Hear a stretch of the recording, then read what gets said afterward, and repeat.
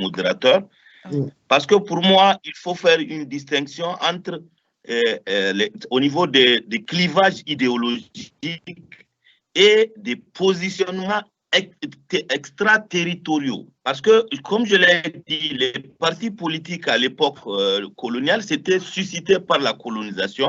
Et vous savez qu'en France, on était pendant la période de la 3e et de la 4e République, où même en France, il y avait une instabilité politique chronique, des coalitions qui se font, qui se défont, des alliances qui se faisaient et se défaisaient. Du coup, nos partis étaient aussi embarqués dans, au niveau de chaque plénière de l'Assemblée, il faut changer de partenaire stratégique, ceux qui ne répondaient pas du tout à des choix stratégiques, hein, à des idéologiques. En interne, moi, ce qui me gênait au niveau interne, c'est que si vous prenez Djibo Bakary, vous avez raconté l'anecdote qu'il s'était allié à Seydou Djermakoy, Issoufou Seydou Djermakoy, qui représentait pratiquement la chefferie traditionnelle parce qu'il est issu de la chefferie. Or, le parti de Djibo Bakary était un parti qui était profondément opposé à l'aristocratie et à la chefferie traditionnelle.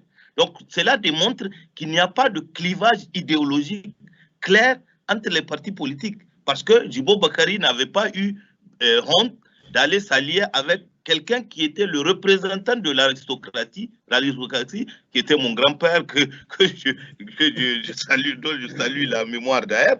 Mais il n'y avait pas de ligne idéologique claire, même en ce temps. La preuve, c'est que Djibo Bakary est issu du PPNRDA, presque tous sont issus du PPNRDA.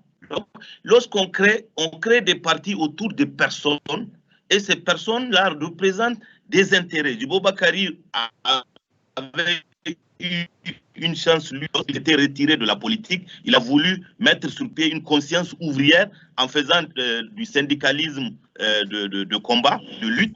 Mais malheureusement, vers la fin, on se rend compte que tout était téléguidé ou par l'administration ou bien était imposé par les alliances et des alliances au niveau de la métropole. Maintenant, pour répondre au professeur Boubé Namewa, je dis encore que lorsqu'il y avait eu l'alliance, parce que dans le cadre d'une alliance, il ne s'agit pas d'être d'accord avec le programme politique en entier proposé par l'autre parti. Sinon, ça n'aurait pas de sens, il fallait fusionner avec le parti. Lorsqu'on est dans une alliance politique, on vient avec ses propres idées et il y a un compromis entre les idées de l'autre et ses propres idées, et cela se concrétise par l'élaboration d'un programme commun de gouvernance. C'est qu'il n'y a pas eu entre le MPN Kinshasa et le PNDS. Vous avez lu leur programme, vous l'avez adopté, ce qui fait que vous n'avez plus rien à dire parce que vous êtes venu vous mettre au service d'un programme. Alors que je suis sûr que le programme du MPN Kinshasa comportait des variantes vis-à-vis du programme du PNDS. Il fallait que le MPN Kinshasa, qui était en ce moment en position de force, parce qu'il était presque dans la situation du faiseur du roi, que le MPN Kinshasa dise non, sur tel domaine, dans tel domaine, voilà ce que nous voulons qu'il se fasse dans le cadre de notre alliance, et cela n'avait pas été fait. Merci. D'accord. Merci beaucoup, M. Bana Ibrahim. Je vais donner la parole.